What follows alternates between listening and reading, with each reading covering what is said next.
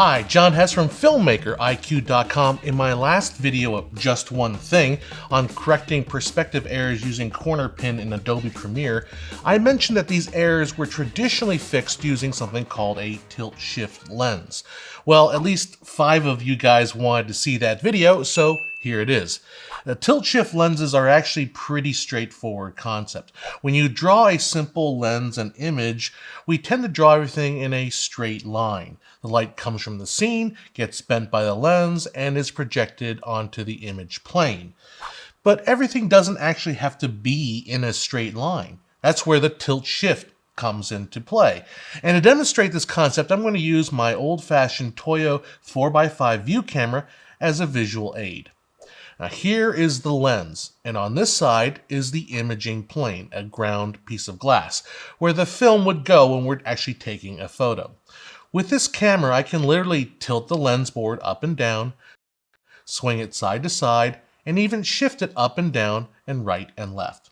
Now, a modern tilt-shift lens like this Canon TSE 45mm f2.8, which I rented for this video, has the same functionality, but it's built into the lens housing itself. I have since sent the lens back. Now let's first talk about the shift aspect of the lens. Basically, these lenses are designed to put down a much larger image circle than you would need to actually cover your sensor or film back. Basically, this is a medium format lens on a 35mm mount. So by shifting the lens, we are actually shifting the image circle and what part of the lens you actually see. As you can see on the view camera, as I reposition the lens board, the image actually moves on the ground glass. So what can this be used for? Well, a modern application of this is to create perfectly stitchable panoramas. Take a photo with the lens shifted all the way to the one side, and then take another photo with the lens shifted to the other side, and stitch them together. They'll be perfect. And because of Galileo's law of relativity, you can actually shift the sensor and not the lens and get maybe even a better result. They actually sell these digital backs for large view cameras that actually move the sensor so you can stitch together multiple exposures. But panorama is not the reason why we got here. It's to fix perspective issues that I brought up in my previous video. Perspective distortion occurs when the imaging plane is not parallel with the subject being photographed. This results in buildings that are falling back and away from into the shot. Now, to correct this, we tilt the camera so that the image plane is now parallel to the subject face, and then we reframe the shot using the shift feature to get our subject into frame. So here's a real-world example of this process. Here's the shot with normal perspective. We tilt the camera down so the sensor is parallel with the building's face, and then we shift the lens up to reframe the shot. So again, here is the original perspective shot, and here it is corrected with the tilt shift. Before, after, before, after. Here's another example. This is a little more subtle. We have the city hall here. I'm going to tilt the camera down so I think it's parallel with the city face. And then I'm going to shift the lens upward until I reframe the shot. Now look at the flag poles on the right. This is the after, and before you can see they're slightly falling back. After, they're straight up and down. Before and after. And that's all there is to the shift portion. Now let's talk about the tilt, which is arguably more interesting. When we tilt the lens, we are tilting the plane of focus both in front of and behind the lens. There is some shifting of the image, but otherwise the image circle stays in place. It's the focus plane that's tilting.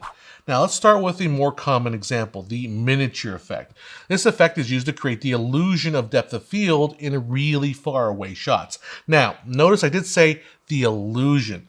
The miniature effect is not real depth of field because the subjects are almost always well beyond the hyperfocal distance. They're all in focus with a traditional lens. When you tilt the lens, the plane of focus on the sensor side of the lens tilts. So the focus is going to be a linear gradient in the direction of the tilt. Now let me reiterate, this is not real depth of field. If you have an object that's 100 meters away and another object that's 500 meters away, they will both be equally sharp or equally blurry depending on the orientation of the tilt of the lens. Take a look at this shot using the TiltShift lens. Look at the light post on the left side of the image. Notice how the top of the light post is considerably more blurry than the middle of the light post. Now, even though the top and the middle of the light post are essentially the same distance from the camera. Now, I hit this hard because I mistakenly believed for years that the lens would actually do that, and no, it doesn't. It's only the orientation of the tilt. Now, because of that, you can actually fake a tilt shift look in post-production pretty convincingly. Red Giant has a plugin called Shrink Ray, which I've used a lot on some drone footage I did for a city project. And this is essentially the same as if you used a real tilt shift lens to achieve the effect. But there's a far more practical use for the tilt of a lens, and this is something that post-production can't emulate. Now remember that both front and back focus planes tilt as the lens tilts, but there exists another plane that is in focus that isn't parallel to the lens.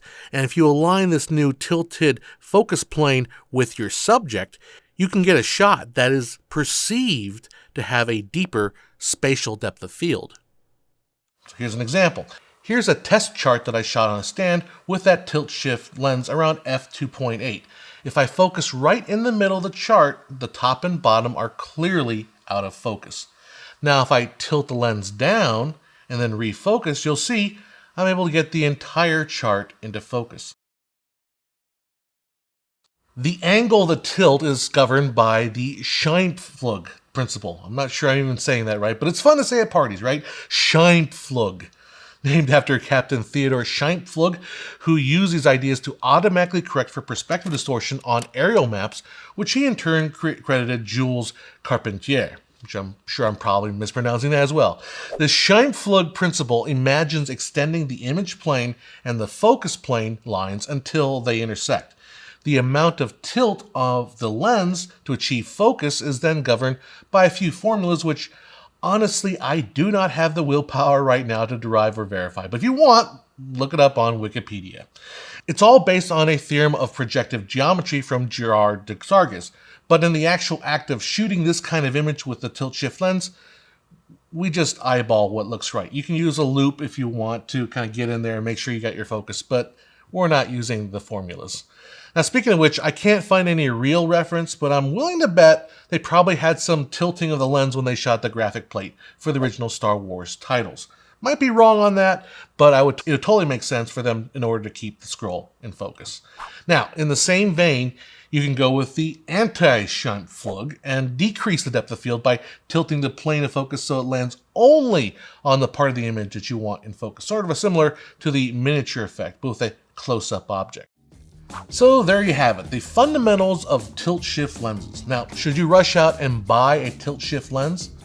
Well, that really all depends on the type of work you are doing and how much dough you have burning a hole in your pocket. I can tell you in my 17-year career so far, I haven't had a single use for them. But I don't really do a lot of serious architectural work. They're worth a rental to try out, but I think most people, an actual purchase won't really yield that much benefit.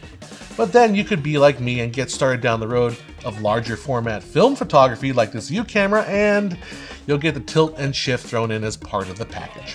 That's all I have. Make sure to like and subscribe and do all the things that YouTube wants you to do. I've been out there working other jobs lately, so I haven't had much time to dedicate here. But if you want me around more, consider dropping some patronage on Patreon. Thanks to our friends there for graciously supporting the channel. You guys are awesome. Be sure to check out our merch store for official Filmmaker IQ gear in the shelf below. All that's left for me to say is to go out there and tilt shift if you want something great. I'm John Hess. I'll see you at filmmakeriq.com.